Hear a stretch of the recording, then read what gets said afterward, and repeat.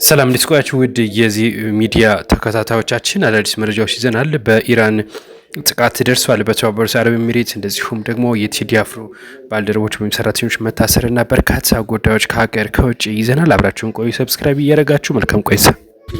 የአሜሪካ የጦር መርከብ መመታቷን ነው የተነገረው። መርከብ እንግዲህ በሆርሙዝ ሰርጥ ለማለፍና እየመራች ለመጓዝ በምታደርገው እንቅስቃሴ ሰዓት ነው የተመታቸው። በኢራን ወታደሮች ማስጠንቀቂያ ተሰጥቷት ነበር። ያን ማስጠንቀቂያ ወደ ኋላ በማለት ነው ለማለፍ ስትሞክር ጥቃት የደረሰባት። ሁለት ሚሳኤሎች ናቸው የተተኮሱባት የተባለው። እናም እንግዲህ ተመታለች ነው የተባለው ማለት ነው። የኢራን እንግዲህ ዜና ወኪል ፋርስ የተሰኘው ማለት ነው። እናም እሱ ከመንግስትም ከግልም በሁለቱም የሚሰራ የዜና ወኪል ነው። እናም እሱ እንዳለ ከሆነ መርከቧ መመታቷን ይፋ አድርጓል። ነገር ግን የአሜሪካ ባለስልጣናት ምንም አይነት የተመታ መርከብ የለም ሲሉ አስተባብለዋል ነው የተባለው። ከዚህ ጋር በተገናኘ ግን ሰፋ ያለ የሚወጣ ካለ መረጃ ማስረው እንገልጻላችሁ። ዶናልድ ትራምፕ ከዚህ ጋር በተገናኘ በነገራችን ላይ መርከቦቹን እየመራን እናሳልፋለን ባሉት መሰረት በዛሬ ሰኞ ይጀመራል ሲሉ መግለጻቸው የሚታወስ ነው።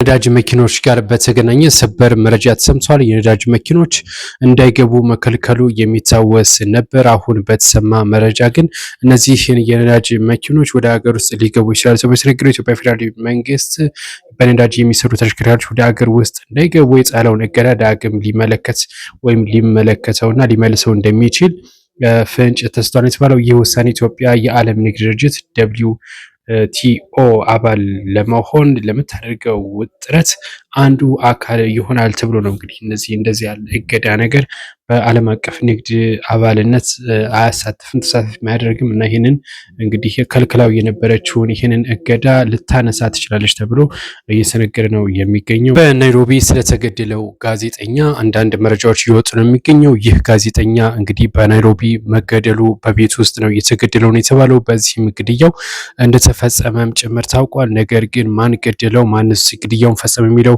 ብዙዎችን እያነጋገረ ቢሆንም ነገር ግን ይህ ጋዜጠኛ በሰው እጅ እንደተገደለ መረጃዎች ወጥቷል ነው የተባለው። ወንድሙም እንደዚሁ ይህንን በአስክሬን ምርመራ ይፋ አድርጓል ነው የተባለው። ጋዜጠኛው እንደሚታወቀው ከ1994 ጀምሮ በመንግስት ሚዲያዎች እና እንደዚሁም በተለያዩ ተቋማት በመንግስት መስሪያ ቤቶች ሲሰራ እየቆየ እንደሆነ ጭምር የታወቀው እና በፖለቲካና በተለያዩ ትርታሪዎች ሰብአዊ መብት ጥሰቶችን በጽሁፍ በመጻፍ የሚታወቅ ጋዜጠኛ ነበር። የተለያዩ ማስፈራሪያዎችም ሲደርስበት እንደነበረ ነው የሚታወቀው ይህ ጋዜጠኛ ማለት ነው። እናም እንግዲህ በዛ ማስፈራሪያ ሲደርስበት እንደነበረም ጭምር ገልጸዋል ነው የተባለው። እንግዲህ ከሰሞኑ በጎረቤት ኬንያ ነዋሪነቱን ያደረገው የተለያዩ ፖለቲካዊ ይዘቶችን ያላቸው እንዲሁም የሰብአዊ መብት ጥሰት ጉዳዮች ላይ ትኩረት ያደረገ ጽሁፎችን በመጻፍ የሚታወቀው ጋዜጠኛ ያዕቆብ የታኒ በናይሮቢ ከማይኮ ተብሎ በሚጠራው አካባቢ በገዛ መኖሪያ ቤቱ ሞቶ መገኘቱን የተነገረው። ይህ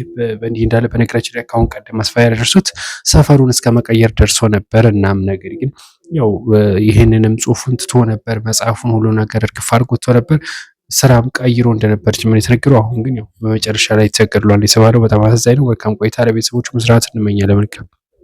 ከዚህ ጋር በተገናኘ የነዳጅ ዋጋ ጭማሪ መደረጉን ገልጬላችሁ ነበር። ነዳጅ ዋጋ ማስተካከያ ትክክለኛ ነው ሲሉ የነዳጅ እና ኢነርጂ ባለስልጣን ዋና ዳይሬክተር ደስታው መኮንን ይፋ አድርገዋል። እንግዲህ ጭማሪ መደረጉን ማለት ነው። ነጭ ናፍጣ 180 ብር ከ46 ሳንቲም፣ ቤንዚን 167 ከ50፣ እንደዚሁም ኬሮሲን 320 ብር ከ66 ሳንቲም፣ ቀላል ጥቁር ናፍጣ 170 ብር ከ62 ሳንቲም ማለት ነው። እንደዚሁም ከባድ ጥቁር ናፍጣ 167 ብር ከ37 ሳንቲም ሆኖ የአውሮፕላን ነዳጅ 319 ብር ከ76 ሳንቲም መሆኑን እንግዲህ የነዳጅ ዋጋ ማስተካከያ መደረጉንም ጭምር ይፋ ተደርጓል ማለት ነው።